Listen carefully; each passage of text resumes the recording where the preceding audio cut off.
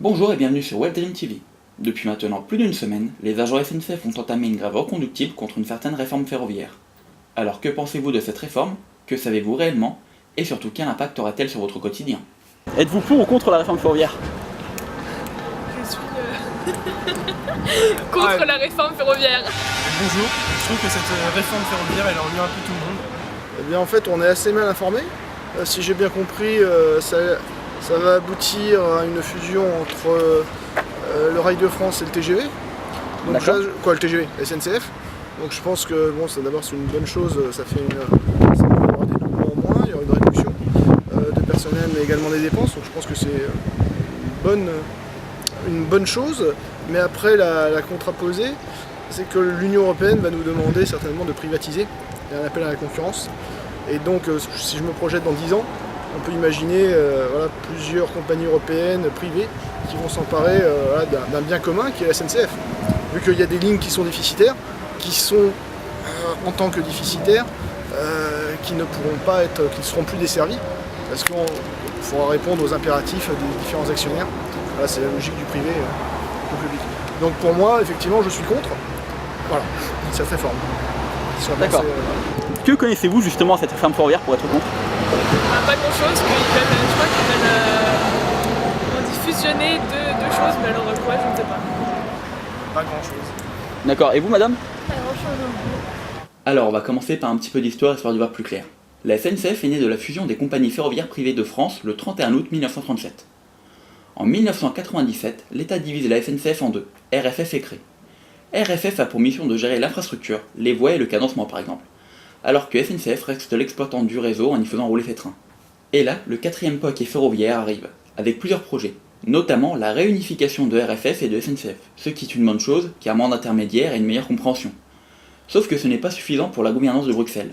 En effet, une fois tout réunifié, il est prévu d'éclater la SNCF en 3 entreprises distinctes. SNCF Mobilité qui reprend entre autres les conducteurs, les agents commerciaux et la maintenance des trains, SNCF Réseau qui reprend la maintenance et la gestion de l'infrastructure, le tout dirigé par les pics de tête SNCF. Mais pourquoi segmenter comme ça la SNCF? Pour commencer, la privatisation. Là encore, pour comprendre, il faut remonter dans le passé. La SNCF est un EPIC, comprenez, un établissement public à caractère industriel et commercial. Alors pourquoi public? Car la SNCF effectue un service public, le déplacement des usagers et des marchandises. Alors quel impact la privatisation aura-t-elle sur les usagers? Qui dit privatisation dit concurrence, donc certains avancent des billets de train moins chers, ce n'est pas faux, mais si le prix des billets de train baisse, la qualité risque aussi de baisser. Nous avons la chance en France d'avoir un des systèmes ferroviaires les plus sécurisés, on a une sacrée réputation, non? Sans oublier que les lignes les moins rentables, celles qui ne font pas de bénéfices mais qui justement rendent ce fameux service public, risquent d'être remplacées par des bus voire même supprimées. Et que faisons-nous les trains non rentables en semaine à 14h ou le dimanche matin à 7h du matin? Supprimés aussi? Donc la fameuse réforme ferroviaire impacte tout le monde. Que pensez-vous de ce mouvement social? Je crois que c'est pas la bonne solution. On faisait grève dans les années 80, ils ont un siècle de retard. C'est pas en paralysant les honnêtes travailleurs. Les dirigeants et ceux qui prennent les décisions politiques et économiques, ils ont leurs chauffeurs, ils sont dans le 6e arrondissement de Paris ou dans le 16e. Donc voilà, c'est pas en bloquant l'outil de travail de la France, on perd plusieurs pourcentages de points de PIB par jour, parce qu'il y a plein de personnes qui ne peuvent pas se rendre. Il y a plein de petits contrats à la journée, je pense les pigistes ou les serveurs de resto, ils ne peuvent pas se rendre à leur boulot. Donc c'est une perte sèche pour eux, le pouvoir d'achat, mais également pour le patron qui a son tabac de la gare, qui a besoin d'avoir 2 employés, qui ne peuvent pas venir travailler. Donc pour moi c'est une fausse bonne solution. Chez tout le monde, c'est ça. Non, en plus il y a les examens pour ceux qui passent le bac, tout ça. Alors pour rappel, le droit de grève que nous connaissons actuellement date du 27 octobre 1946. Chaque employé peut faire grève, hormis certaines professions vitales, comme les médecins ou les services d'ordre public. Donc tout salarié peut faire grève. Pour couper court à toute rumeur, les agents SNCF ne sont pas payés double ou triple.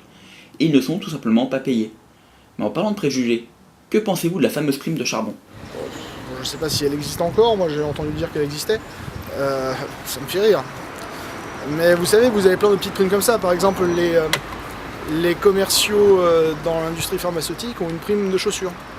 Au bout d'un certain temps, les chaussures s'usent, donc on a une petite prime de chaussures. Voilà, donc chaque profession a des petites primes. Dans les métiers du livre, il y a aussi d'autres livres. Bon, après, c'est vrai que n'ayant plus de charbon, Je trouve ça complètement ridicule. Alors vous avez raison, la prime de charbon n'existe plus depuis 1974 à l'arrêt de la traction vapeur. Et d'après vous, combien gagne un agent SNCF? Bah oui, très concrètement, vous avez les conducteurs de TGV qui finissent à 5800 € net par mois. Bon alors, c'est vrai qu'il y a du monde derrière, hein. Quand ils conduisent, ils ont la responsabilité de quelques vies, mais comparativement au nombre d'années d'études, je trouve ça complètement exubérant. Alors, d'après les éléments que nous avons en notre possession, un conducteur de TGV en fin de carrière gagne environ 3400 €. Un salaire certes conséquent, mais qui compense les horaires décalés, les jours fériés, et une indemnité car les conducteurs ne dorment pas chez eux tous les soirs. Mais sinon, combien gagne un autre cheminot? Je pense qu'ils doivent être au SMIC avec la sécurité de l'emploi, ce qui est quand même énorme, ce qui est quand même énorme dans le contexte actuel. D'accord. C'est vrai, la sécurité de l'emploi, c'est vraiment... Toujours avec les mêmes éléments, un agent commercial en gare gagne 1350 €, pratiquement la même chose pour un réparateur de train. Le tout, prime incluse évidemment.